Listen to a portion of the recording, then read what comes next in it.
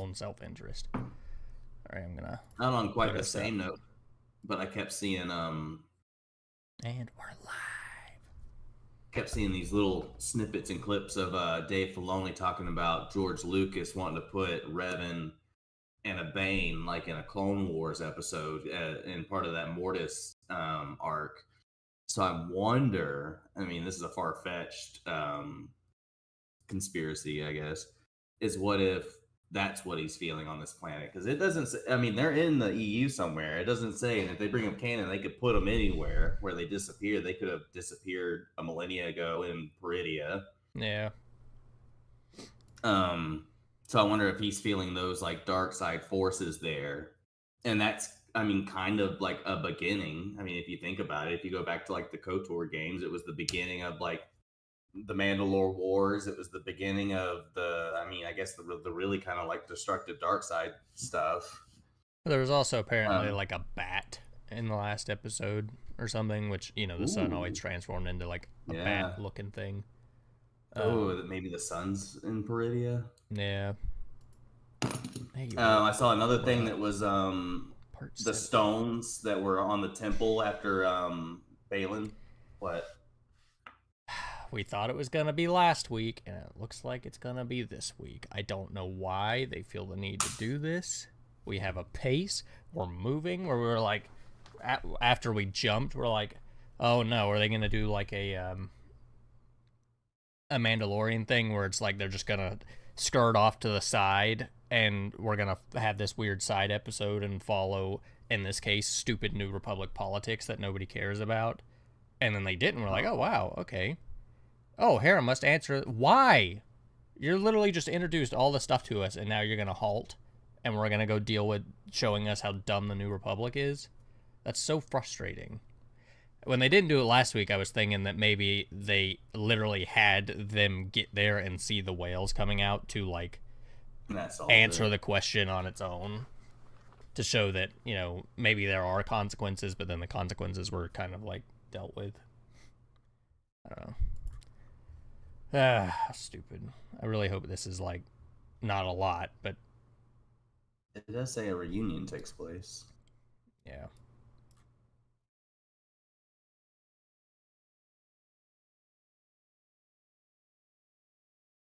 Yeah, see, like, messing with my Disney, it just did the same thing again. It just, like, gets stuck. Trying to, like, start 4503. Yeah, mine did too a little bit.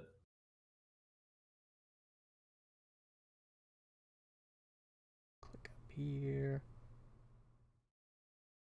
Drag this back. Okay, I guess we'll see. I really hope, I mean, it is a 45-minute long episode. I hope it's not a whole lot. And also, I think them not being able to find Ezra is still fucking nonsense, considering they have TIE fighters. It's a barren planet, whereas they could have just framed it on like a jungle planet. It would have made more sense. But you could literally just fly from above with TIE fighters. They're sitting on the water line. Like, did you even try to find him? Well, back to all the other theories, I wonder if these stormtroopers, one, are ghosts and can't pilot them, or two, maybe they just don't have the pilots anymore.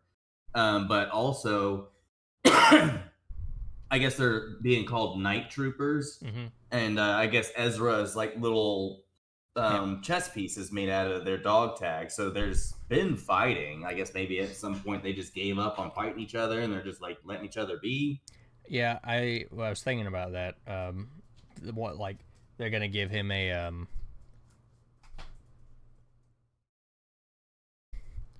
like a Ahsoka moment where it's like he caused this thing to happen, so he buries all these stormtroopers, and then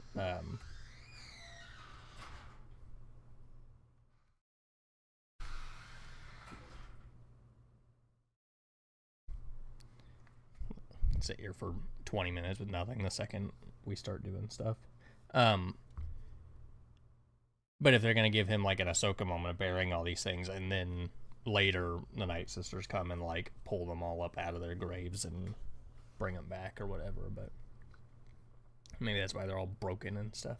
But whatever. I also wonder with this being a new distant planet, if maybe those cases don't have bodies in them? What if they have like they? It kind of looks like the giant case that they were transporting the Ezra and Sabine destroyed that had that giant kyber crystal in it. What if they have like these smaller kyber crystals in it that are going to be used in futuristic I weapons? think with the weird troopers, it makes the most sense that they are bodies. Bodies.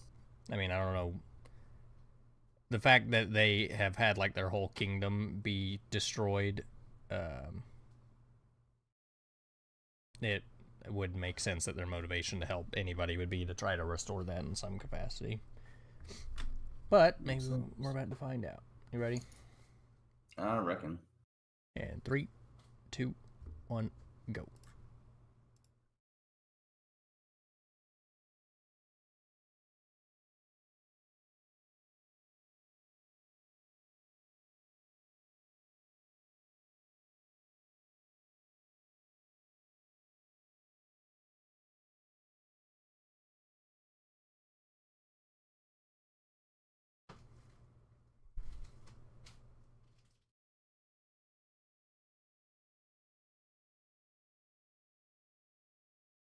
Yeah, it'd be okay if Sabine just gets left here.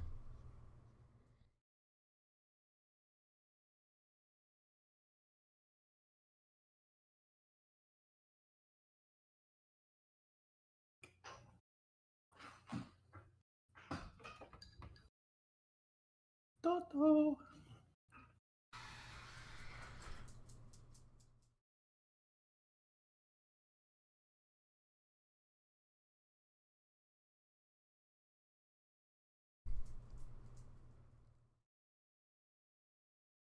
I think it's funny a Night Sister who could literally raise dead says impossible.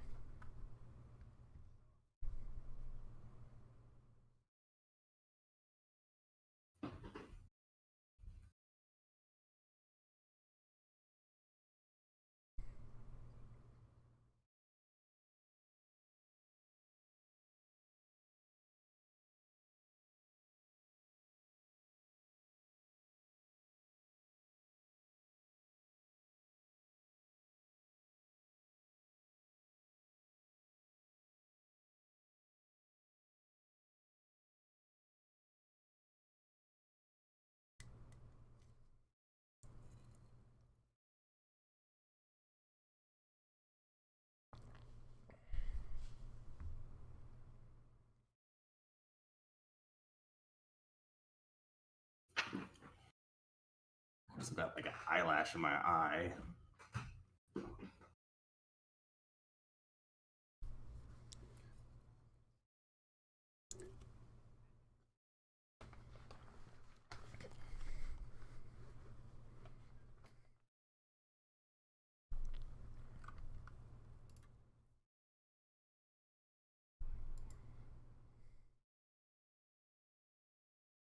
Ooh.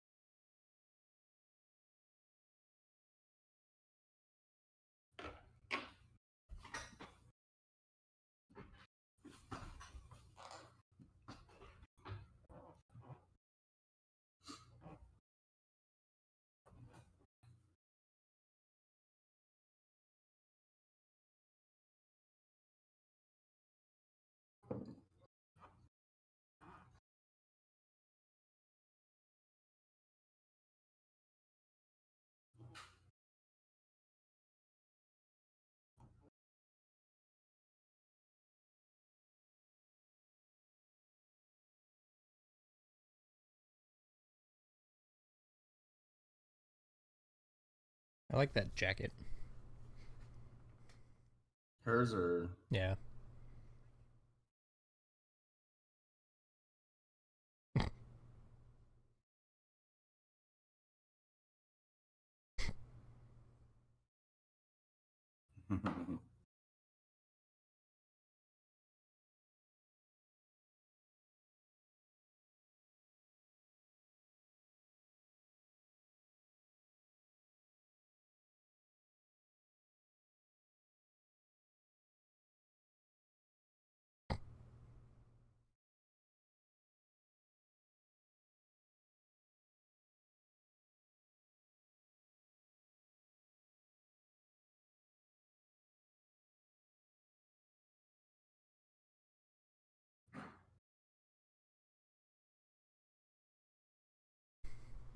That dude sucks.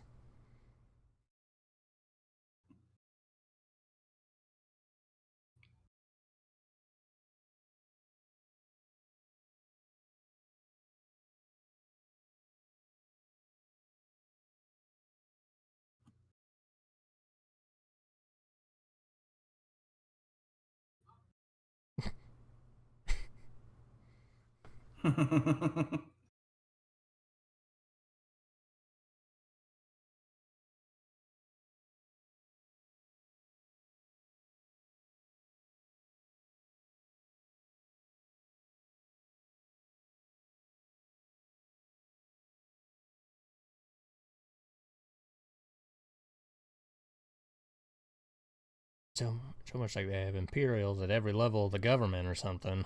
It's crazy.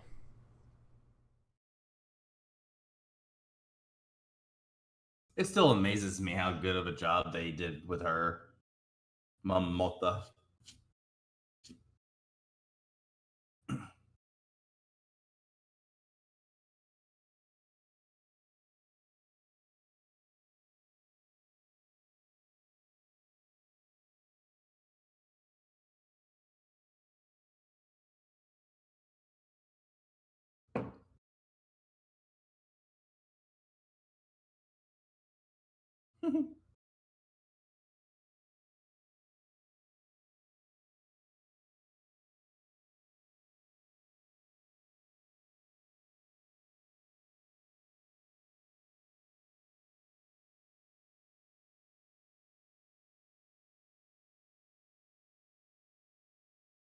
You could say, like, well, Ahsoka just jumped somewhere in a whale's mouth to go find out, so I would say it's pretty real.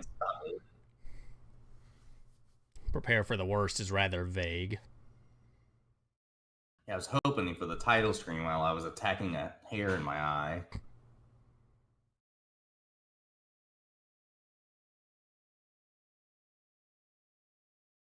It's gross. They're like star whale squids.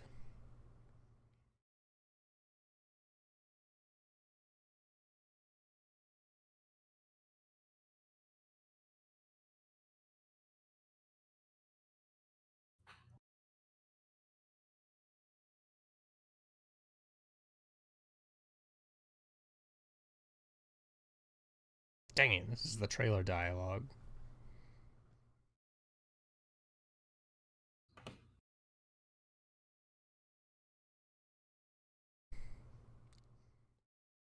Live action Ventress reference. Ventress reference.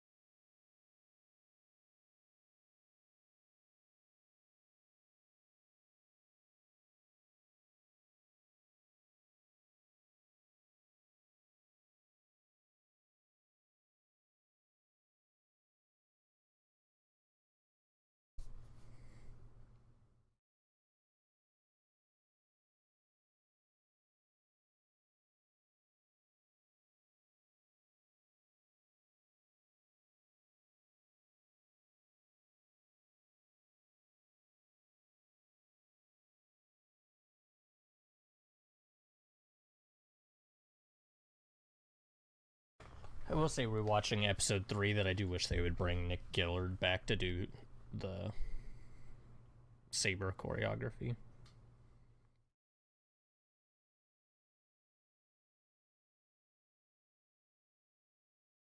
Who did he do it for? He did all the prequel stuff. Uh,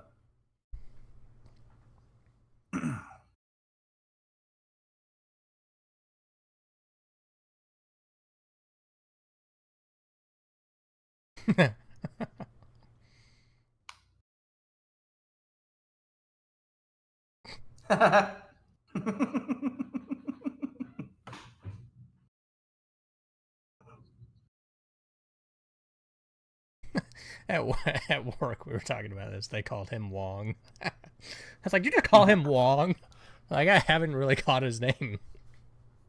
Like, it's Hu Yang. What did I call him last week? Hygiene. They look so slippery. They just slip through time and space. They should be extra dry. Maybe they're sweaty.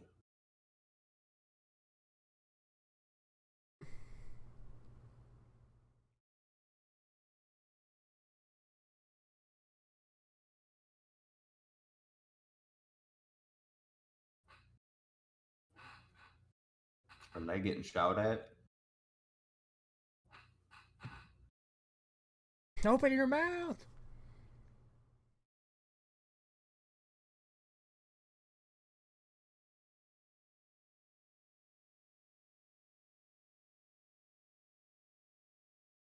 That's pretty cool. Yeah. Oh, it's like a minefield. Oh, jeez. Yeah, I think you're Oh, safer in jeez. there.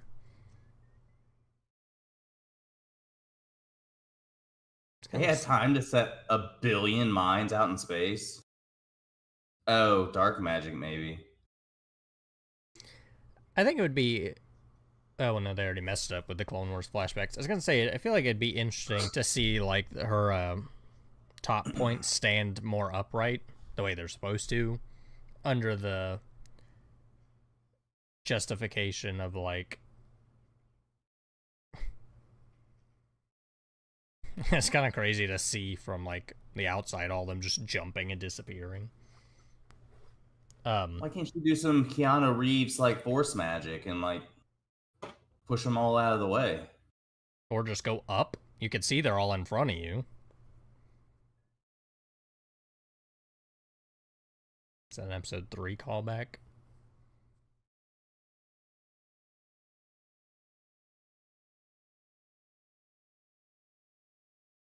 So basically, like, because she's been in a state of regret and sadness that her things have like dog ears like lowered. Like killer whales that have been trapped in the tanks.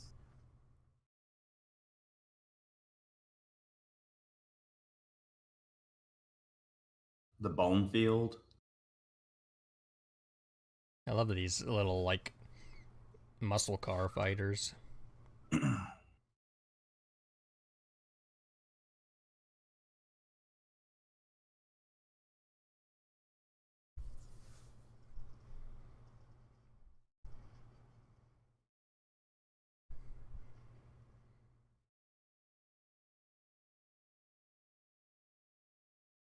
It's a cool set piece.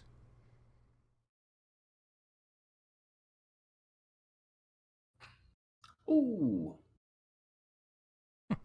Izzy, some of this thing's been here for 10 years and it still has fuel somehow. Oh, yeah.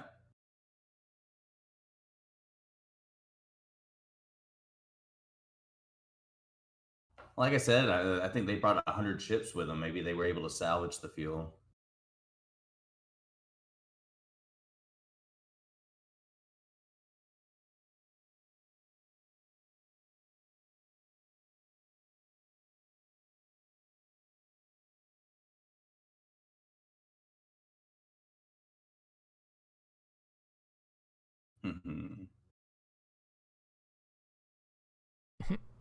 Uh-oh.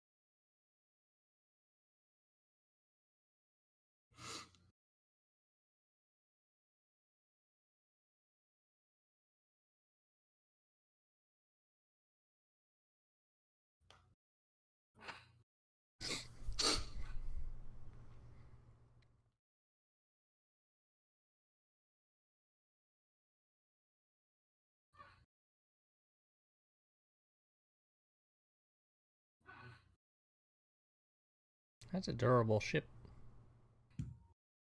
Isn't it Mandalorian? It's a Jedi starfighter. Oh.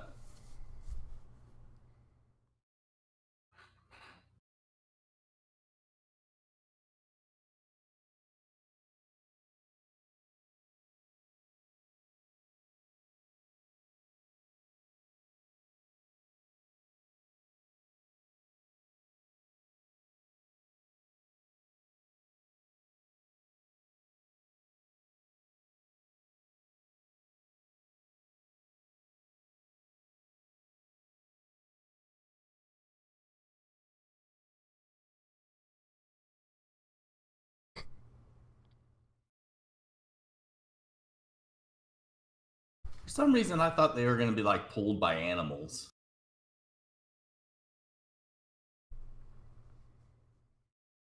She's taking a nap, and they have a finite amount of time to get off the planet.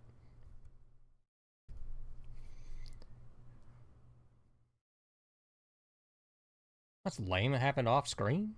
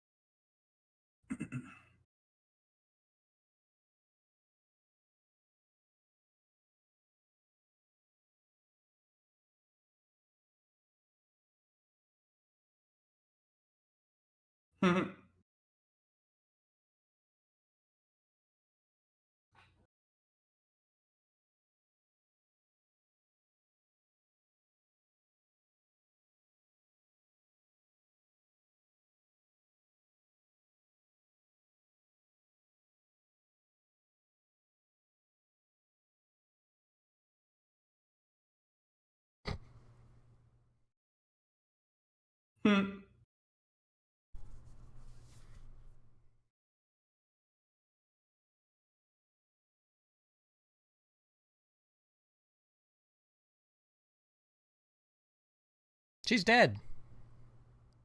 Sorry.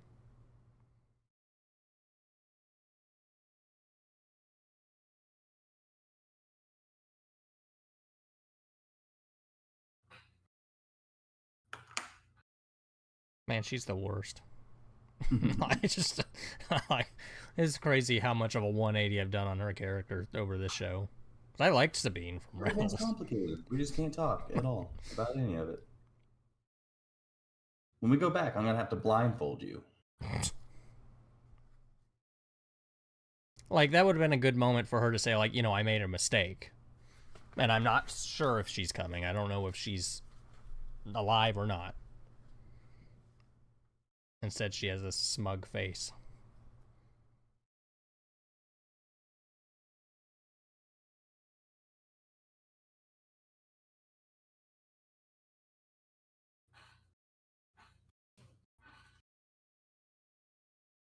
I don't like that they call them grandmothers. It's just weird.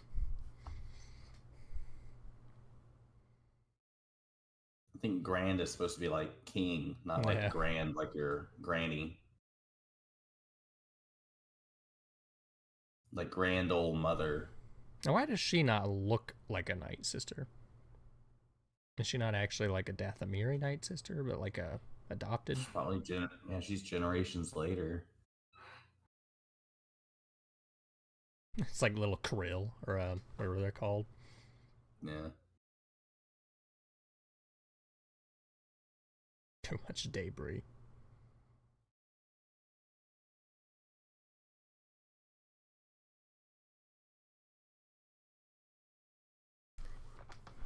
They're gonna.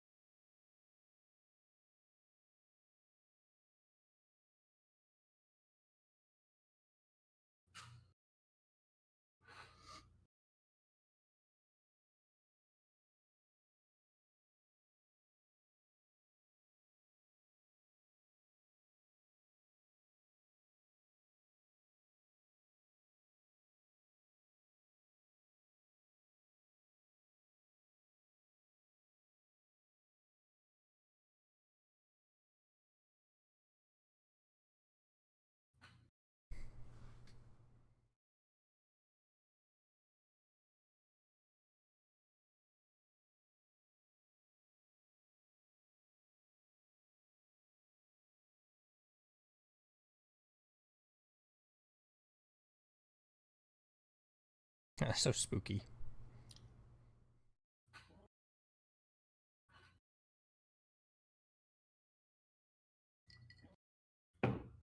That just feels like cheating.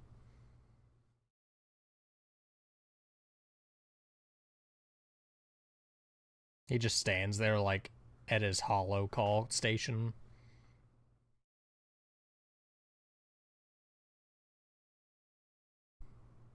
And they couldn't do that with Ezra on the planet this whole time.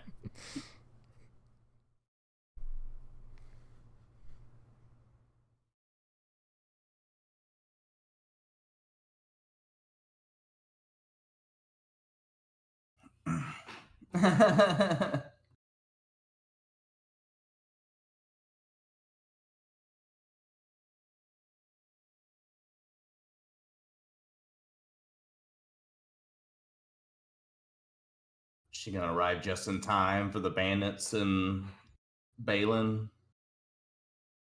She gets there as Ezra and Sabine are killed. Oh fuck!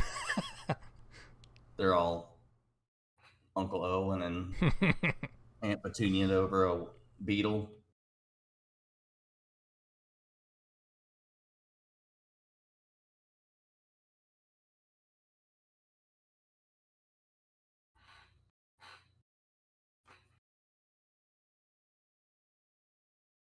Aunt Beru.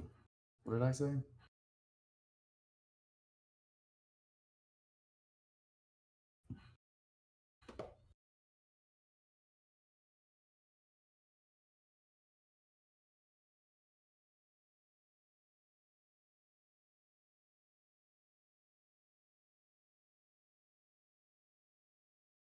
Like, what the She's still fuck not is her giving him the plan? saber. She's just gonna hang out, ride around on these all day? I'm so confused.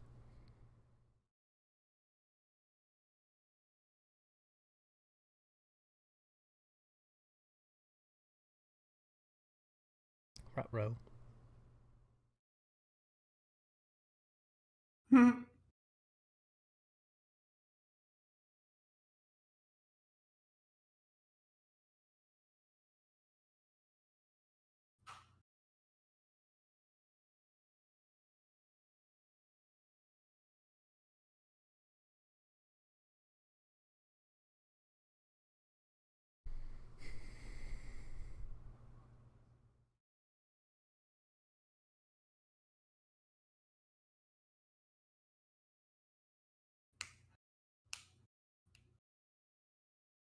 It's not true. That's basically saying that if you don't act first, you'll always lose.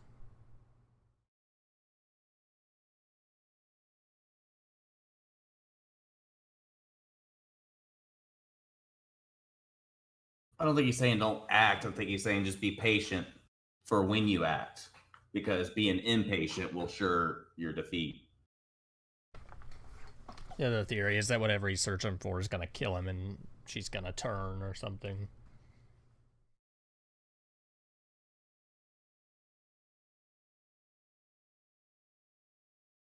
I also noticed that he had those old gunships that they escaped on in the back.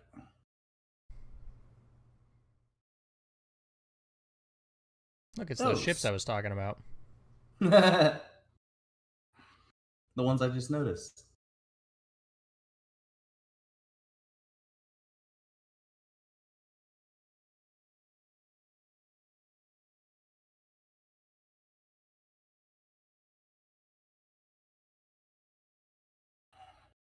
How have these turtle people defended against these guys? Hiding.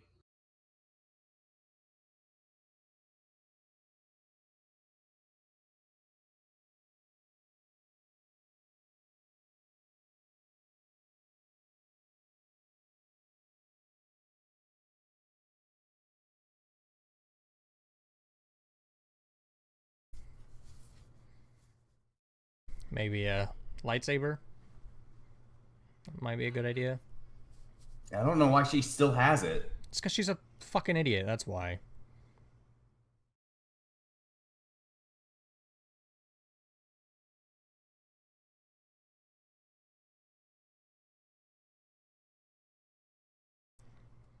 Man, I don't want to see all their like cups and plates just fell out of their cabinets.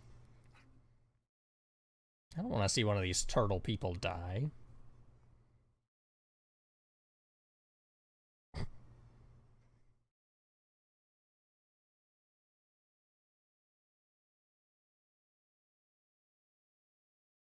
Yeah, aim for the mounts. They're a lot bigger.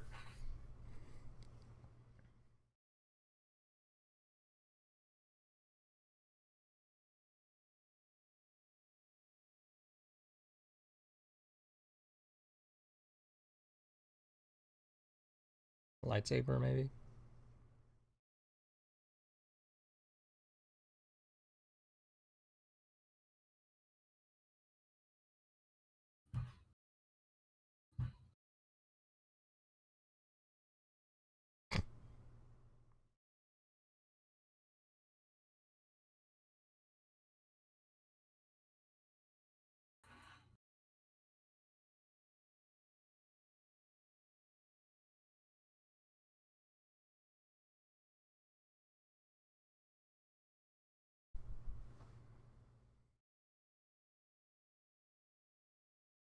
I know that it sounds like their guns like jingle when they shoot.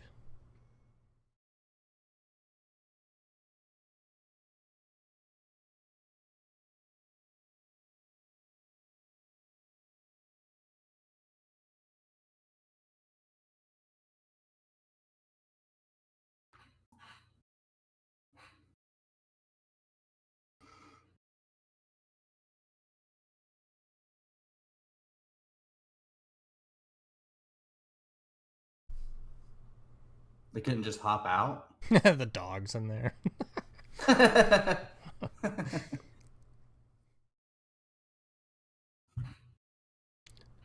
Don't worry, you got pistols and a lightsaber. I got my hands. What the hell's going on? I mean, I'd assume.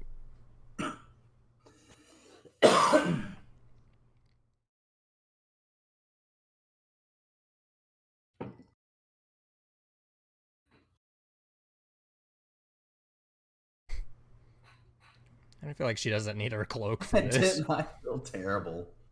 Maybe she's using it as a parachute.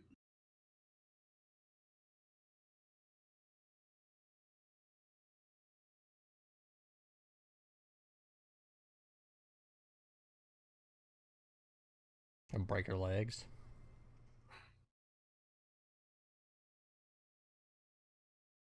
That got real CGI. That looked a little funny. Turned into like a blur of white digital goo.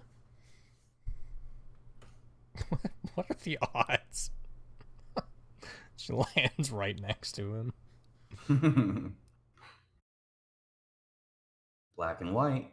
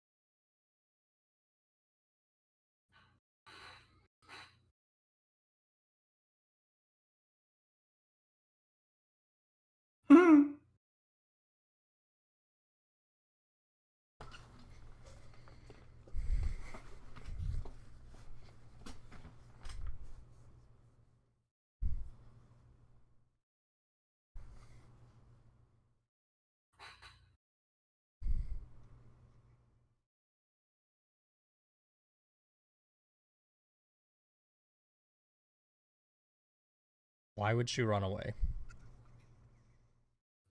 So she could get knocked over, beat up.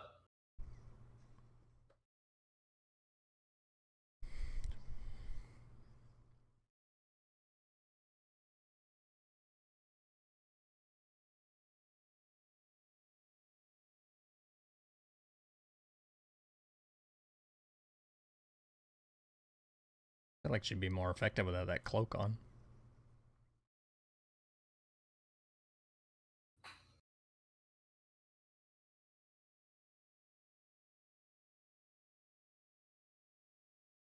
I guess the forced martial arts were correct. Yeah.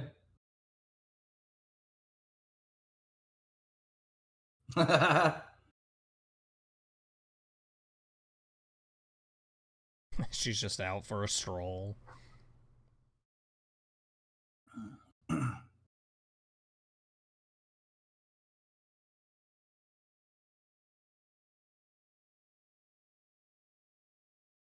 It's a cool looking effect.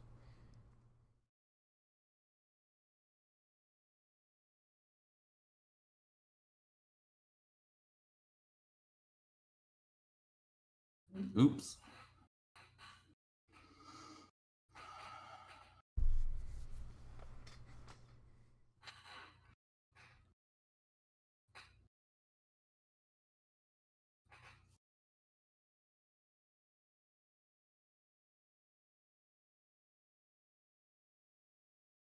I feel like she'd have a bunch of cut marks in that cloak.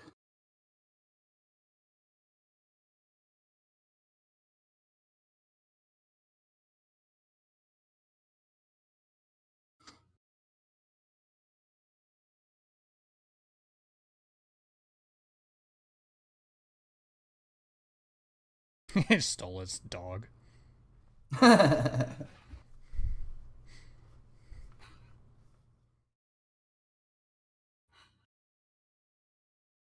Why do I feel like he's like the way they're portraying it is like he's slowly losing his mind? It does seem that way. Or maybe he's got Like like a really strong conflict and he's losing the battle. yeah, he seemed really together, but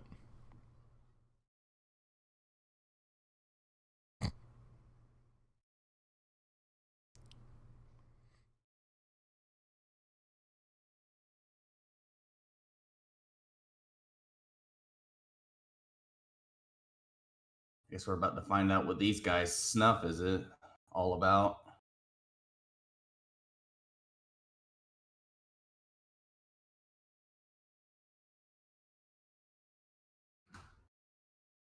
those sound like made up words.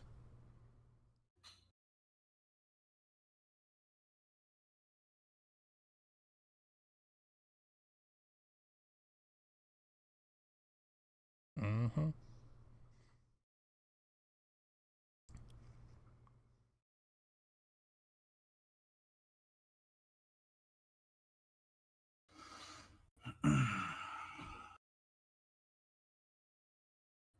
It'd be cool if he does like the Star Killer force explosion thing.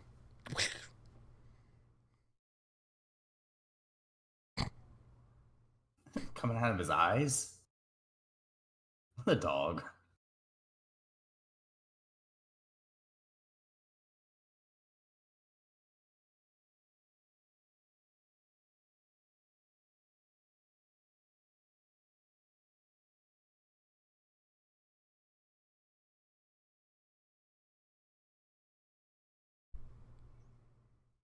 It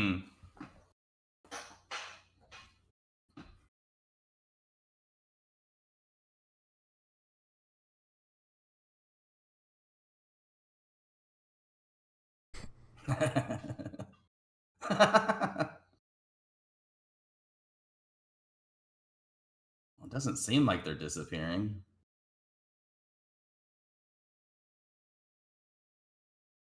Dang, shoot him in the face.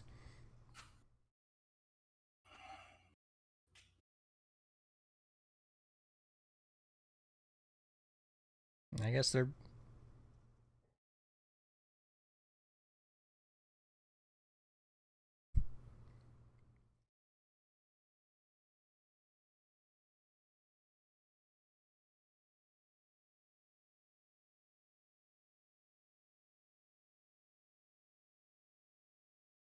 We're leaving now.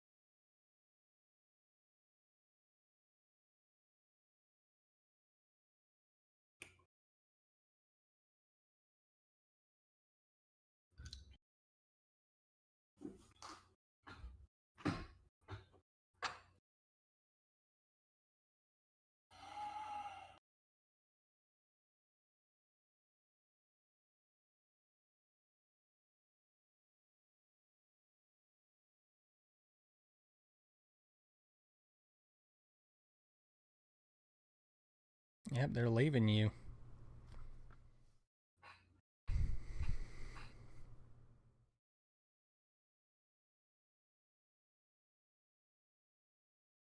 What if Balin knew she was gonna end up with them? I don't know. You have to feel kind of bad for her. It's like she's just trying to make her potential father, we don't know, but just trying to do what he wants, and he's just like throwing her to the wind.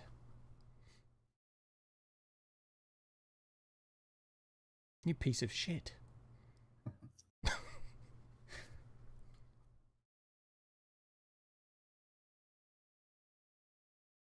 She looked real tore up about it.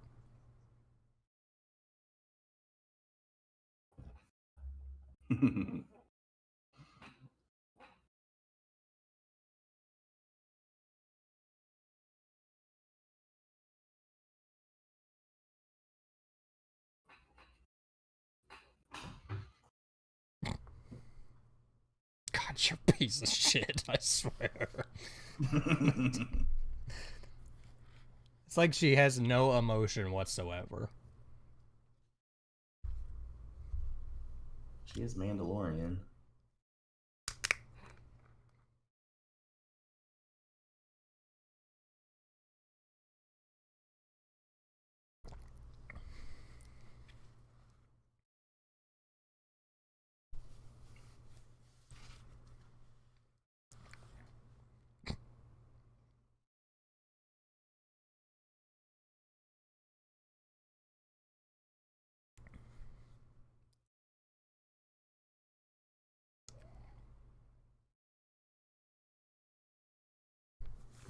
Well, at this rate, y'all are gonna have to summon those damn whales back.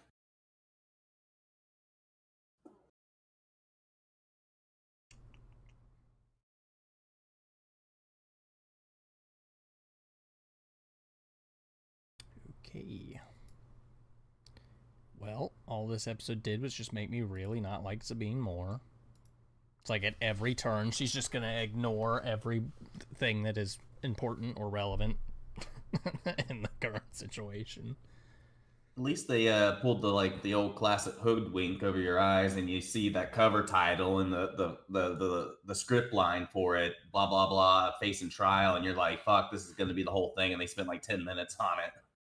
Yeah. An opening scene. I didn't mind seeing it, but given that their track record is like really just diving into shit that does not matter, I'm perfectly fine with like the pre like 4 minutes of it or whatever being that. Oh yeah, that was good. But why that was really relevant, I don't really know. But still, I don't mind seeing it. I just don't want them to do like they did with the Dr. Pershing stuff with the Mandalorian, where they're like, hey, we're going to spend a whole hour-long episode on this that has nothing to do with anything else.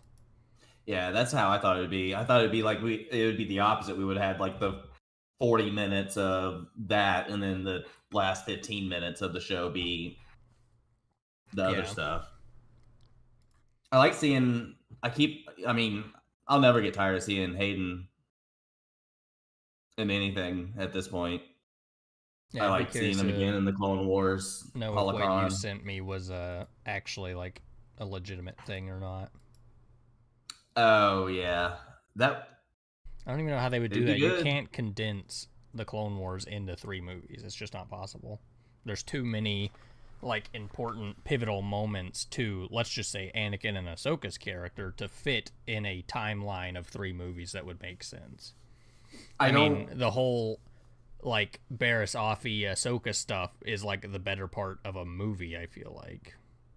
Well, they could definitely cut and condense a lot of that kind of stuff, but I bet you we would be getting an alternate Clone Wars storyline. It would be all the stuff we didn't see in the show, but it would just be live action, and they would make it work out in the timeline somehow. I'm sure there'd be a shit ton of time jumps and all that other good stuff.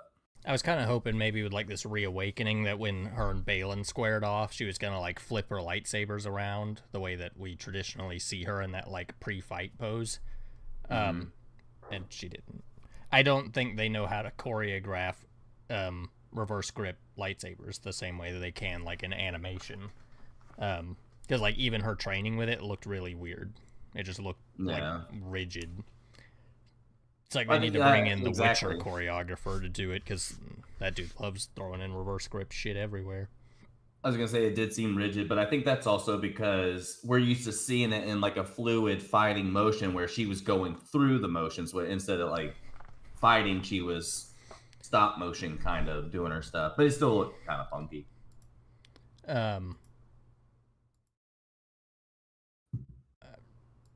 I think like Ezra, I think has done like really, really well, and I think the way that he's set up here maybe would actually get somebody interested in who he is to watch Rebels. Because he doesn't like he's a very different type of character, but he's not coming off as like annoying or um, The teenage bratty yeah, he's kind of actually kid. got like some personality. So I hope if we don't actually see him use his lightsaber, I'm going to be really bummed. Um, Well, I feel like also at this point, I mean, they're all together. The ship's right there, and we keep seeing all these lightsabers in the back of that ship. So if he doesn't yeah. pick up a lightsaber at some point, I'm also going to be upset.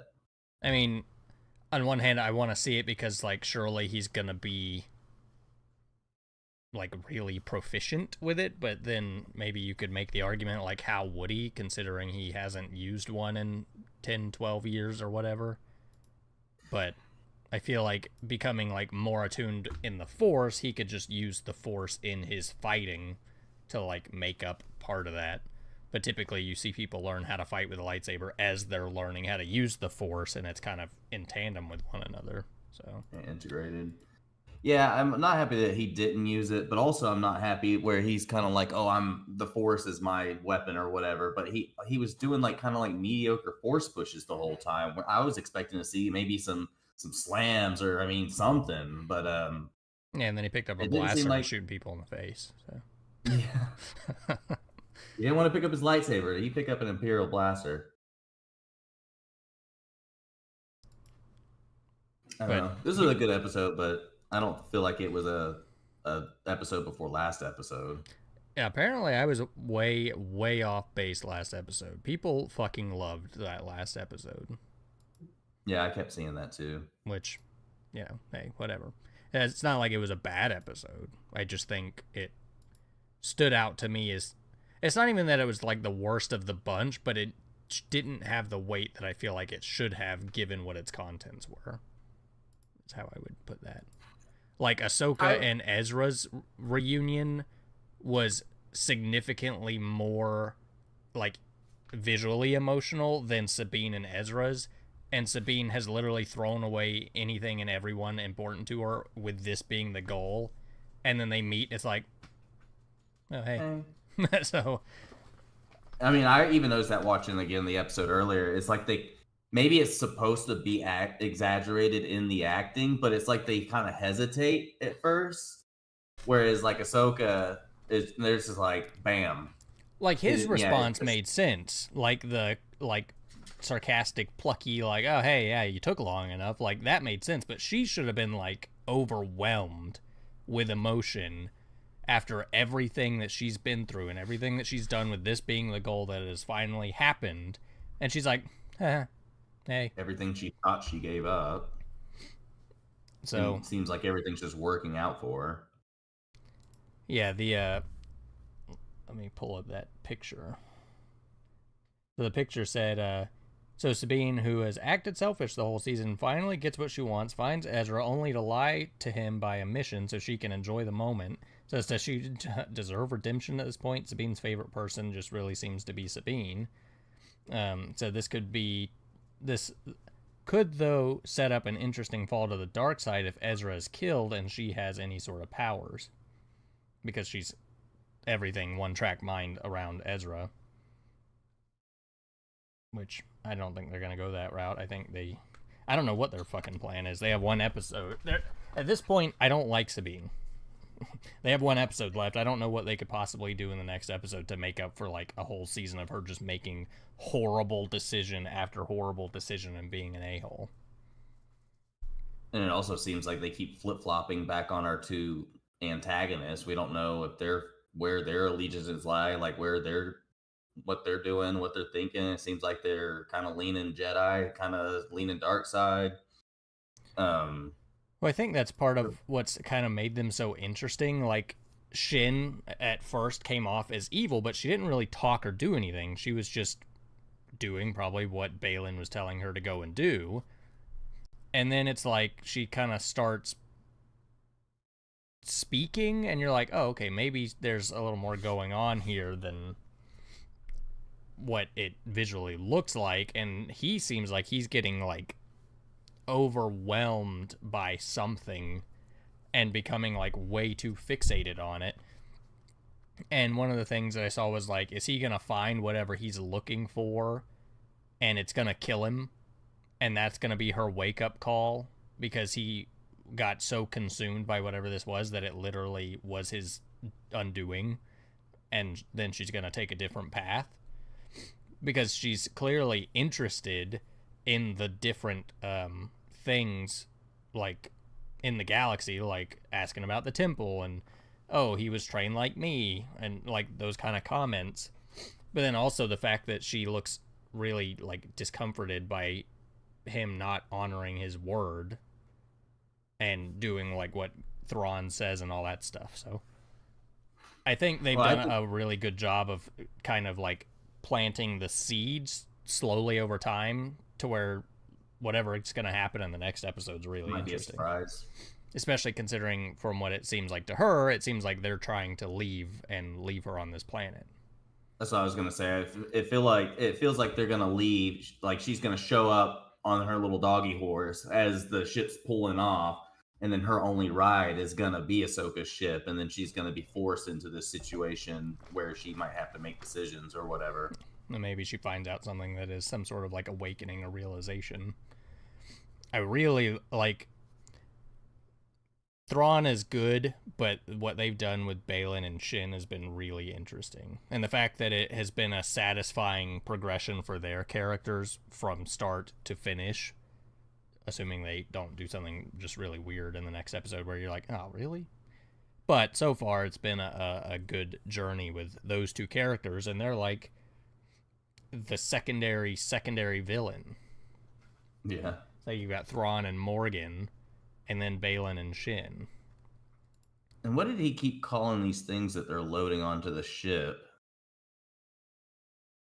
Because it didn't come across as like bodies again. It came across as like a weapon of some sort. Well, I mean, I in guess the last episode, he also said something about meeting them in the catacombs to start the transfer or whatever. So they're like caskets of some sort. Whether there's people in it or not. These are the things that are like fan theories that, you have to know that fan theories are far more creative than Disney ever comes up with.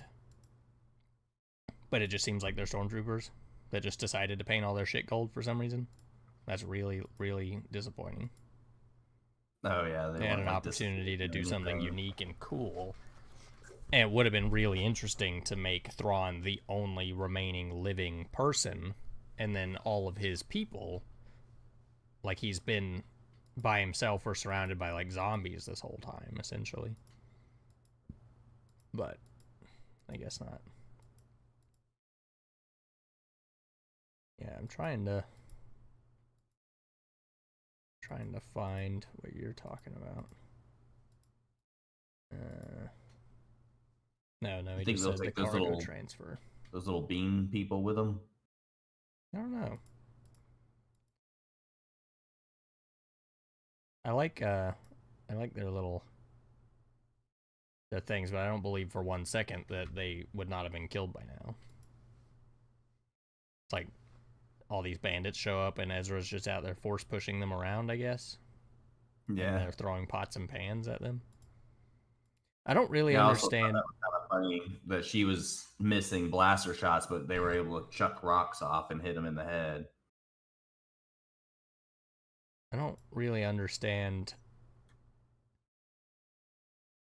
Like, surely, I don't know. It seems weird to me that Balin would be like, "Yeah, go kill both of them. Good luck." Like your training is clearly not complete, but That's why I thought it was a little weird that he kind of like sent her off to her death, and then he kind of looks up and I guess he sees like Ahsoka's ship, and I thought for a second he was just like, "Fuck it, I'm gonna just keep going to whatever I'm like that's possessing me." But then he ends up finding her on the hill, or she finds him, or however that ends up happening, and they end up fighting. So I thought he was gonna full on just disappear. yeah, it's where he says, "Oh, go kill them and then take your place in the coming empire." Um, and she, I don't even. Your ambition drives you in one direction. Yeah, same. I would have liked to have seen Ezra using his lightsaber. Um, it, I don't know. I'll be curious to see kind of where we're going in the next episode. Like you were talking about with them having all those lightsabers in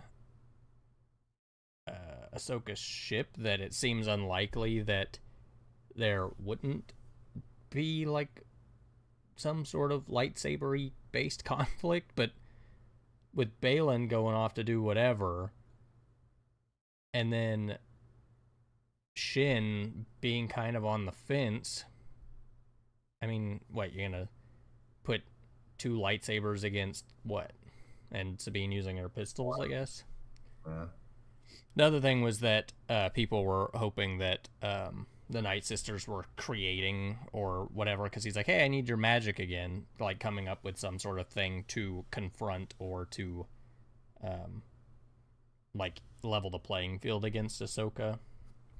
Whether it's like a weird like vision or version of Anakin or Vader or whatever to fight her, that's like a Night Sister wizardry creation thing, but Maybe they felt that would have been like redoing something. I don't know. People are expecting something fan servicey. It is Dave Filoni, and that's fine. But Is he doing the last episode? oh, I don't know. But he's written and dealt with all of it. Yeah. I don't know if he was gonna direct the last one or whatever. God, it is only one left. Yeah, I was talking about it with some people at work. We were talking about one just being kind of disappointed. Well, yeah, the magic was used to find Ahsoka's ship, but he said that like when they just found out she was coming, so it's not like she was hidden yet. And I get that's what they used it for in this episode, but what? I mean, unless the magic was putting all the mines out, maybe That's what I thought it was. that would make sense. Because I mean, them sensing her coming is no different than like maybe just like a trickle in the force or a trickle in the dark magic. I think they used. I mean, there's no way they could have projected. I mean, that was millions of mines in a huge area Yeah. of space. There's no way they could have gotten them out in that amount. They're of out time. there like dropping one at a time out of a ship. Yeah, Yeah, going maybe that's back and what it forth, was. up and down. But then you have to wonder why they didn't just use that magic to find Ezra on the planet. And you can't say, okay, well, maybe it's a force thing, because Ezra's a force sensitive person. So why couldn't they have found her or found him the same way that they found her? Unless that's like he says, oh, the latest whereabouts. Maybe they pinged him somewhere, but then they were already on the move. But it's a flat planet with no trees. You can't see them rolling around in their little pod. Well, we know they can because Ahsoka literally just looked at them down from her ship. It's like, oh, look, there they are. I mean, Balin and then we're up on the hill and saw them kind of skirting around out there in the little beans.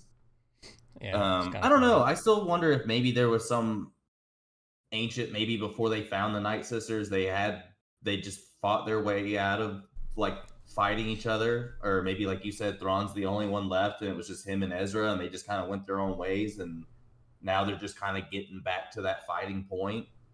I kept seeing that his vest or whatever is like made out of those night tags, so maybe it kind of shields him from their vision or something like that. I don't know. I'd also, Or maybe it takes so much to use the magic they use it sparingly, and they found it more important to use on Ahsoka than It's been on 10 years, Ezra. though. Yeah. Like, I mean, I get there's, that's just nitpicking, but it's also weird that finding Ezra was such a big deal, and then you show us these people like pinpoint find somebody out in space in some whatever Boneyard. situation. But I would also be curious to know if Thrawn just. I can't imagine he would have been too concerned with finding Ezra in the first place. Why would he care? He Yeah, I has mean, his he's the ship, he reason he's has his there. troopers, he has his Night Sister people. Like, what does finding Ezra really do for Thrawn in Thrawn's mind? Let's assume that they come out, the ship crashed on the planet, and they were split up. Because last we saw them, they were obviously like holding hands. But so let's just say that they woke up separate from one another. Like, why would Thrawn have gone out of his way to find and kill him? Yeah. Given his current situation, he's got bigger fish to fry, I guess. But Still can't get over this greeting. I forgot there for just a split second that they knew each other. But talking about Like, Nick Gillard watching the prequel stuff, there's just something more fluid and like satisfying about watching like them doing anything with their lightsabers in the prequels. Specifically episode 3, because that was, obviously like the peak of it, but like there's just something that's kind of clunky feeling about the way that they do their like lightsaber fights now. It doesn't have that like same graceful feel that I feel like it should. And you could get away with that with like Ezra or whoever in the early days, but like Ahsoka should look very fluid and smooth and like flowy, and even some of her stuff looks kind of clunky. Specifically, I mean, think about it, he had the most training of anybody at this point alive, and by the best. Yeah, I did like that thing where he reads the thing and he's like, "Are you kidding me? Or Master was Anakin? Oh, you gotta be fucking kidding me! Like, God damn it!" I was kind of hoping for that when they last week's episode. He's like, I want all the information. I want to know who her master was. I was waiting for like that bomb drop. Yeah, I'm sure it's gonna come back up in the next episode Again, yeah, it's got to. I don't know if maybe it's just like my eyes have settled, but Thrawn does not look near as like cartoonily weird as he did in the last episode. Like, I feel like the last episode it was so jarring. Yeah, yeah. So I think it's just kind of settled in, but like I really liked him in this episode. Yeah, I think again, you got smacked in the face. All you've had up to this point is cartoon. And I mean, it happened with Hera. Chiseled it happened a little bit with Sabine. Yeah, it happened a little bit with I don't think it happened at all with Ezra, but it happened a little bit with Ahsoka. And also, I mean, Thrawn's got like a really tall forehead, and he had like these like protruding kind of like eyebrows. I mean, he still had his eyebrows, but he had like these like brows that were prominent in the series that you don't really, glands or something that you don't really see in the live action. So I think that's another thing that threw it off a little bit. Even his posture, that was another thing I noticed from when you first see him. In Rebels, he always seems to be like, I mean, at points, up straight, arms behind his back, and it seemed like in this he was just kind of slouching and swinging his hands around like Sasquatch and stuff. And I feel like in this he kind of walked around with a little more authority, and it seemed a little bit more on point too. Also, I don't know. It settled a whole lot more for me this episode.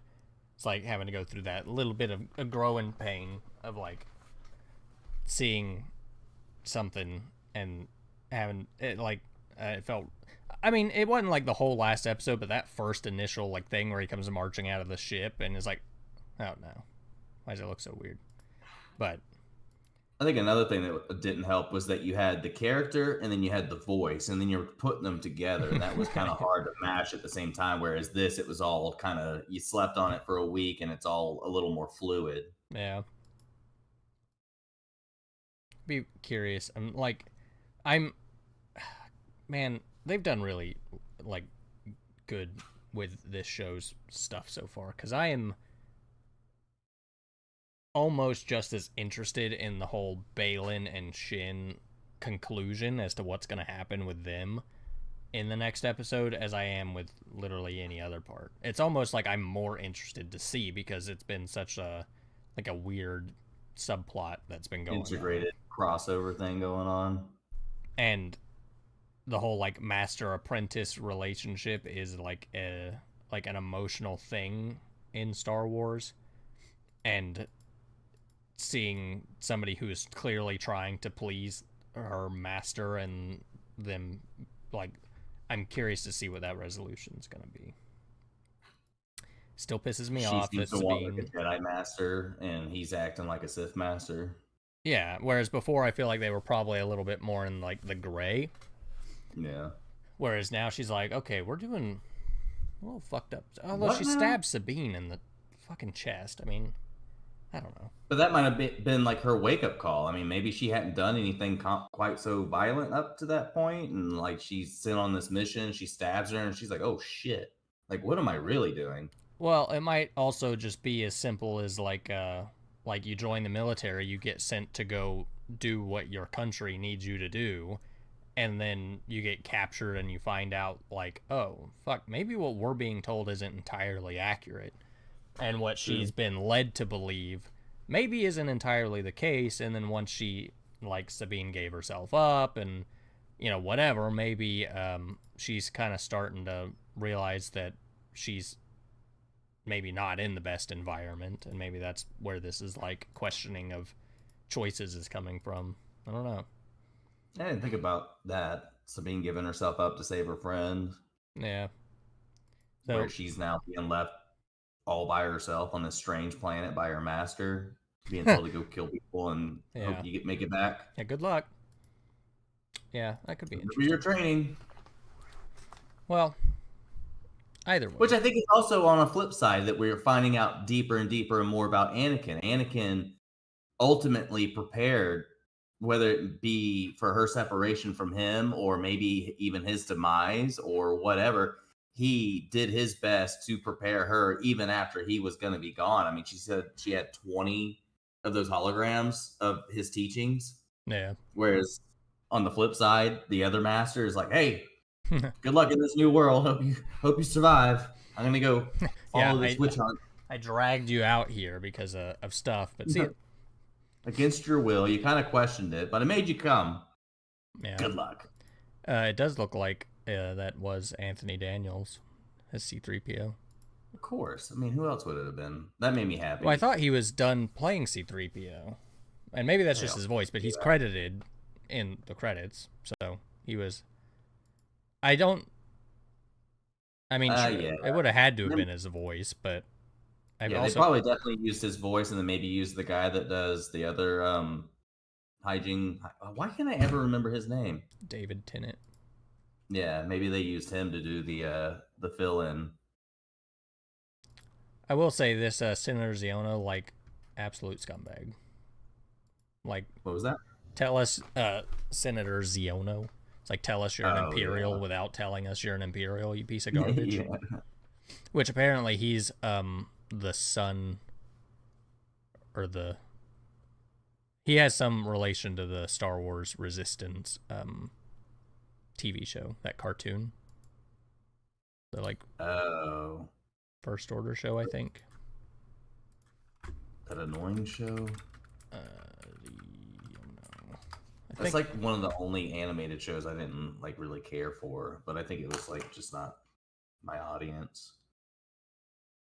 But it dumbfounds me that they don't learn from the past.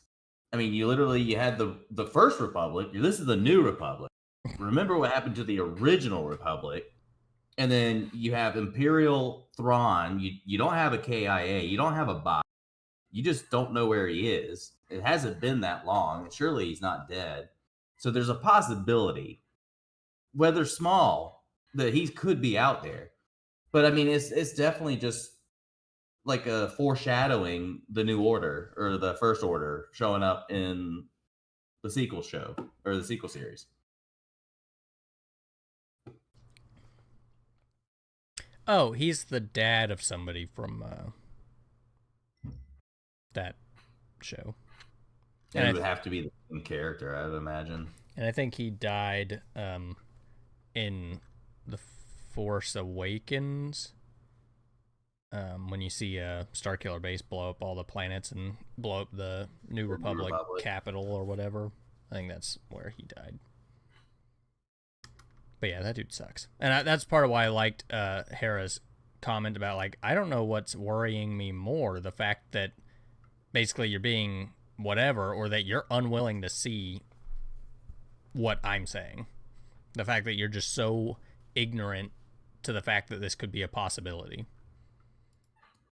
And it's not even like, oh, well, we'll send a crew over to investigate the evidence you have, maybe look into it. Let's give it a little bit of time. I mean, it's immediately, we want you court-martialed. We're against this. There's no way it's happening. It's never going to happen again. We're forever, 1,000-year republic, whatever.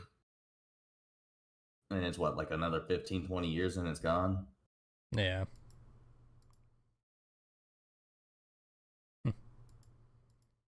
Yeah, I mean, I get they kind of have had to make the New Republic stupid to make the sequel trilogy like make sense in any capacity, but it is wild to see, given everything that has happened semi recently and all the experience and history that they would have to go on, that they would be going back down the same path. But be so blind. You know, they kind of have to, given damn sequels. And I like that they brought up the that's another thing we didn't talk about. So we assume that this took place like after Mandalorian season 2, like where we saw her looking for Thrawn, but this season runs concurrently with the events of Mandalorian season 3, from what I read. So where they're talking about the incident on Mandalore, yeah, it's because all of this is happening at the same point in time, I guess. But then you'd also have to wonder if that's entirely true, because Carson was like at the bar and then goes and warns Mando and is trying to like go and help Navarro while he is on this mission with Hera. So it can't run concurrently, but I wonder if it like immediately follows. So like we're continuing the timeline. Kind of after that. But I feel like even in Mando, he ends up having to go to the New Republic for a reason. Like he has to report like towards the end of the season or something.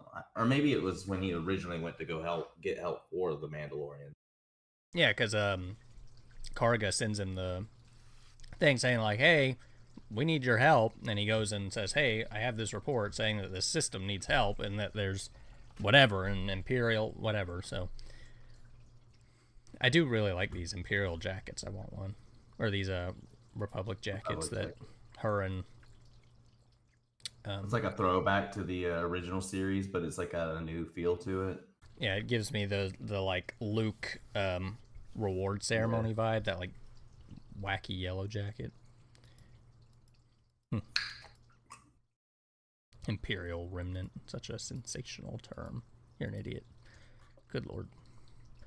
Well, I liked that we got a little more Ezra, and I'm excited to see where we're going. I'm disappointed there's only one more episode, is what we were talking about. They're being like kind of disappointed with like the state of the Mandalorian.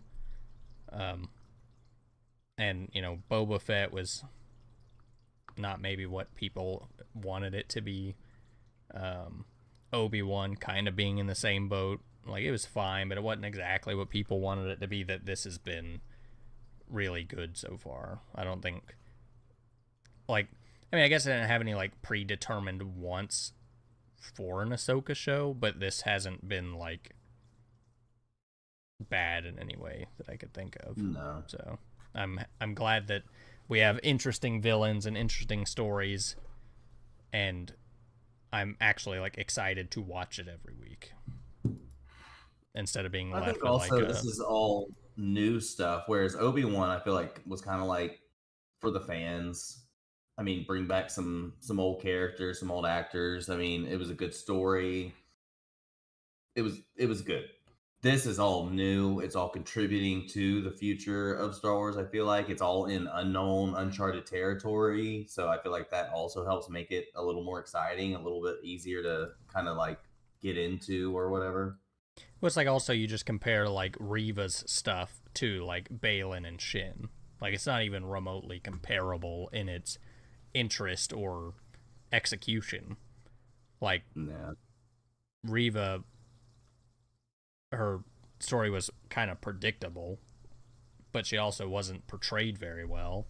Whereas like Balin and Shin, whenever they're almost on screen, they're like really captivating.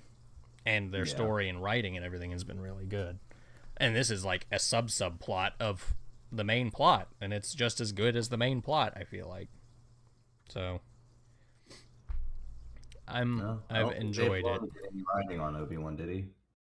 No, I don't think so. And that's the thing, like talking about Dave Filoni, Jon Favreau, it used to be the two of them, but I think at this point it's just Dave Filoni. Like Jon Favreau did a lot of season 3 of The Mandalorian and Boba Fett and stuff, and it wasn't the writing for Boba Fett. He didn't do the directing. But I think Jon Favreau is at his best in addition to Dave Filoni. But Yeah. having Dave Filoni as like the main creative director of what, where, when, and how would probably be a good thing for them going forward. Because even this show has used existing things that have already been introduced, but have done it in maybe an interesting way. Like the World Between Worlds was not used in the way that it like has already been portrayed to us, so it didn't feel kind of cheesy or stupid. It was like this weird in between that was just a backdrop for her to have this, Flashback episode. resolution of conflict or whatever with Anakin. And then her having like the Cal Kestis ability and some of that stuff. Like you could have argued, like Sabine got stabbed. Why didn't she just like force heal her? Would have been really quick and easy, I feel like, but not everybody knows that. I think they make that clear in Rise of Skywalker. It's a very, very rare ability. I would be okay with them. Well, no, they can't do that. It's because I'd be okay with them writing that off as the only reason that they could have done that was because they were a dyad. Like they were this super unique, rare duo of people in the Force. That is why they could have done that. But then Grogu does it, so that doesn't work. Grogu healed what's his face. So, never mind. Oh well. But Grogu could be exceptionally powerful and be one of those very rare. I mean, who all's used it at this point? Rey and Grogu? And Kylo. Oh, yeah. I mean, Kylo straight brought her back from being fucking dead. And dead. So. He did what Anakin couldn't do. Well, he never wanted to resurrect anybody. I guess never mind. Well. Either way, I have all my like weird nitpicks of this show so far. But I've really enjoyed the entirety of what it is so far. Except for Sabine. She's fucking awful. And nothing against the girl playing her. I think she's actually a really good Sabine, but my god, I don't know what they've done with Sabine in this show. That was another thing going back to episode 5 that I've seen in recent days that didn't really occur to me is that through even doing the last lesson and being able to flip through both sides of the Force, another ability that Anakin had been able to master in his death is to save the people that he loves from dying. Yeah. I.e., being able to pull them into the world between worlds and giving her that lesson or maybe even that opportunity or possibility to stay alive. Well, that's kind of what I was talking about last week. Like that his basically prophecy to bring balance wasn't ever to be fulfilled within his physical lifetime. All of his goals and destiny and whatever was something that's being fulfilled now. He's the balance literally between the two, but then he's also like the gatekeeper, literally preventing Ahsoka from dying. And that's just a neat symmetry or a whatever you'd want to call it, like a change to that thought of what the prophecy was, giving it maybe some additional layer and meaning, which I think is cool. That's neat. I didn't think about that. The gatekeeper, like he's the he lets the Force ghosts in. I'd be curious to see them elaborate like on Force ghosts at some point. Like, where are they when they're not being like physically seen and interacting? Like, are they all like hanging out? Like, can Qui-Gon and Obi-Wan and Anakin like go to the Force ghost bar? Like, what does that look like? I don't know. And then I they get bet like an it's some kind email. of like no, I bet it's some kind of like you would imagine like a big old sphere of dots, like a universe or something like that, and they're a little bit of all of it. And let's say Ray's over here, and they can concentrate and influence there, and whoever's over there, and they can. I don't know. I don't know how it works, but I don't think they just send ghost emails and go to the ghost bar and Well, it's like, drink ah, blue milk. shit, Ahsoka needs something. I'll be right back. And he like Yeah. goes and appears like on whatever to talk to her. I don't know. I'd be curious to see them elaborate. Like, people love the like weird mystical side of the Force. Yeah. That's one of the things I've seen people who are like watching the Clone Wars and things like enjoying that elaboration on the Force and the mystical and the magical and the weird stuff more so than the clones, which obviously it's a more tangible, like relatable thing. That the clones were like a bigger part of the Clone Wars for me than the Force stuff, but I still wouldn't mind them elaborating on the Force in more ways, not making it Talking, stupid or confusing, but like talking Force about like the Ghost. Mortis arc Yeah, and you go to Strip to Dagobah and the what were they called again? The Weirs? the Whatever the spirits are that gave him yeah crap. the I knowledge don't to remember transcend. I think it the was like the Weirs or the Wits or the Wills. The the Wills. wills. Yeah. Hmm. Well, all right. I guess Yeah, that's it for this week. got one more episode. One more And then I'm gonna be episode. sad because I don't think we have anything Star Wars coming up anytime soon. Um, I would assume that the next thing's going to be the Acolyte, right? Is Andor? It might be Andor. I feel like it's the Accolade. I feel like Acolyte. maybe the Accolade was supposed to, or Acolyte was supposed to be in December. I don't know. Let's actually see real quick. Star Wars shows release date. The Acolyte will release at some point in 2024. The Bad Batch Season 3 and the third and final season is currently set for release in 2024. But we could be talking like January. Like, who knows? Yeah. Or we could be talking December. Um, well, this says Andor is set for August. The Acolyte doesn't have anything. Everything else is still in development. So, I do feel like this is leading to a season 2. What, Ahsoka? Yeah. Well, I don't know the timeline of things, but people are thinking that this is going to end and set up the movie for the like No. crossover thing, and that would kind of make sense that they jump. Thrawn does arrive in the galaxy, and that's where we end like stuff, and then the movie, because all the other shows kind of take place outside of this era. So they could just leave it there, and then the next movie that Dave Filoni does or whatever has to do with taking out Thrawn. He's the big bad. That would make sense. I didn't think about the movie. I was like, either they're gonna rush it through the last episode, and we're gonna be upset because it's gonna be a really quick thing, or they're gonna do a season 2. I didn't even think about that being a movie. Skeleton Crew might come out soon. I'm seeing conflicting things, but that's the like Clone Wars-esque animated show with Jude Law, and like his it's like a batch of like kids or something. Actually looked pretty interesting. And isn't there a game coming out too soon? Um Outlaws is supposed to be out probably late next year at the earliest, which is unfortunate. I think that's the only game that I could think of. Yeah, I'm seeing lots of 2024 for Skeleton Crew. But yeah, I mean, the trailers and stuff for it look alright. So, well, okay. We'll be back here same time next week. For the last episode. The last episode. See ya.